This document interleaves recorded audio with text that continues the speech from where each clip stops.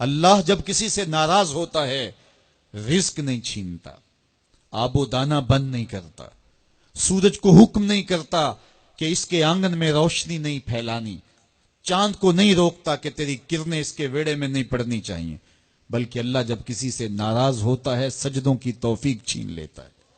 سجدوں کی توفیق چھن گئی تو پھر سمجھو اللہ ناراض ہے، اللہ راضی نہیں ہے۔ اور اگر سجدوں کی توفیق نصیب ہو جائے، کسی نے واصف علی واصف مرحوم سے پوچھا تھا کہ کیسے ہمیں پتا چلے گا کہ ہماری نماز قبول ہو گئی ہے، تو انہوں نے کہا تھا ایک نماز کے بعد دوسری عطا ہو جائے تو سمجھ لو پہلی قبول ہو گئی ہے۔ تو نمازوں کا نصیب ہونا یہ اللہ کی رضا اور اللہ کی خوشنودی کی دلیل ہے، اور سجدوں کی توفیق کا چھن جانا یہ اللہ کی ناراضگی کی دلیل ہے۔ میں اور آپ دیکھیں کہ ہم کہاں کھڑے ہیں۔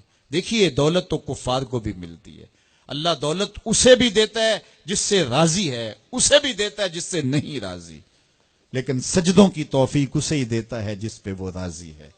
تو 5 گانا نماز شعار زندگی بنا لیجئے، نماز قضا نہ ہونے پائے۔ قیامت کے دن بے نمازی اس صف میں کھڑا ہوگا جس صف میں نمرود کھڑا ہوگا، جس صف میں حامان کھڑا ہوگا، قارون کھڑا ہوگا، شداد کھڑا ہوگا۔ مجھے بتائیے ہم میں سے کوئی یہ گوارا کرتا ہے ہم اس صف میں کھڑے کر دیے جائیں جہاں دشمنان خدا کھڑے ہوں؟ آج کوئی نماز پڑھے یا نہ پڑھے، حشر کے دن حکم ہوگا کہ اللہ کے حضور سجدہ کرو، ہر کوئی سجدہ کرنا چاہے گا، جو نہیں پڑھتا وہ بھی کرنا چاہے گا، لیکن بے نمازی کی کمر اکڑ جائے گی، وہ آرزو رکھنے کے باوجود سجدہ نہیں کر پائے گا۔ قرآن بتاتا ہے کچھ لوگ جہنم کو دھکیلے جا رہے ہوں گے، انہیں کچھ لوگ پوچھیں گے ما سلککم فی سقر، تم جہنم کو کیوں جا رہے ہو، کیا ہوا تمہیں؟ تو وہ جواب میں کیا کہیں گے؟ لم نکو من المصلین، ہم نماز نہیں پڑھا کرتے تھے۔ سب سے پہلا حساب قیامت کے دن جو بندے سے لیا جائے گا وہ نماز کا لیا جائے گا۔ پہلا سوال بندے سے یہ ہوگا۔ یار چڑیاں بھی رب کی تسبیح بولیں اور اشرف المخلوقات سویا رہے؟ جب صبح کا وقت ہوتا ہے حشرات الارض بھی بلوں سے نکل کے رب کی تقدیس کے ترانے پڑھ رہے ہوتے ہیں، درختوں کی شاخوں پہ چڑیاں پرندے وہ بھی اللہ کی تقدیس کے ترانے پڑھ رہے ہوتے ہیں، حشرات الارض بھی اس کی تقدیس کے گیت گا رہے ہوتے ہیں، اور اشرف المخلوقات خراٹے لے رہا ہو۔ اس سے بڑی بد نصیبی کیا ہو سکتی ہے؟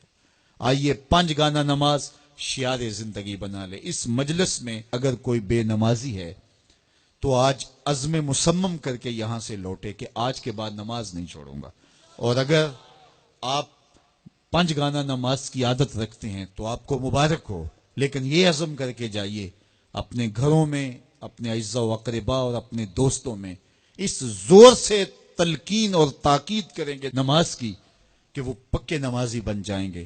بندہ بندگی سے سجتا ہے، زندگی آمد برائے بندگی، زندگی بے بندگی شرمندگی۔ اگر زندگی میں بندگی نہیں تو زندگی کے پلے ہے کیا؟ علماء نے لکھا ہے کہ یہ سارے درخت حالت قیام میں ہیں، چوپائے حالت رکوع میں ہیں، مینڈک تشہد میں ہیں، اور حشرات الارض سجدے میں ہیں، اور انسان اشرف المخلوقات ہے۔ اس کی عبادت میں درختوں کا قیام بھی رکھا گیا، اور رکوع بھی رکھے گئے، اور سجدے بھی رکھے گئے، اور قعدے بھی رکھے گئے، اس لیے تاکہ اس کی عبادت تمام مخلوقات کی عبادات کی جامع بن جائے۔ لیکن اس کے باوجود اللہ کے حضور سجدہ ریز ہونا پسند نہ کرے تو بتائیے کیسے رحمتیں اس کے اوپر اتریں گی؟ خوش نصیب تو وہ ہیں جو 5 گانا نماز ادا کرنے کے بعد تہجد بھی قضا نہیں ہونے دیتے، سجدوں سے اللہ کے حضور حاضری پیش کرتے ہیں۔ سب سے زیادہ بندہ اللہ کے اس وقت قریب ہوتا ہے جب سجدے میں سر رکھا ہوا ہوتا ہے۔ انسان کے اشرف اعضاء اس کے سر میں ہیں، بولنے کی قوت زبان سر میں، دیکھنے کی قوت آنکھیں سر میں، سونگنے کی قوت ناک سر میں، چکھنے کی قوت زبان سر میں، سننے کی قوت کان سر میں، سوچنے کی قوت دماغ سر میں، اور سر مالک کے در پہ۔ ناک بھی رگڑ رہا ہے، پیشانی بھی رگڑ رہا ہے، اور زبان سے کیا کہہ رہا ہے؟ سبحان ربی الاعلی، مالک مجھ سے نیچے کوئی نہیں، تیرے سے بالا کوئی نہیں۔ انسان کو بندگی کا ذوق جب نصیب ہو جاتا ہے، جب اس کے حضور بندہ جھکنے لگ جاتا ہے تو پھر وہ کسی کے آگے نہیں جھکتا۔ وہ ایک سجدہ جسے تو گراں سمجھتا ہے 1000 سجدے سے آدمی کو دیتا ہے نجات۔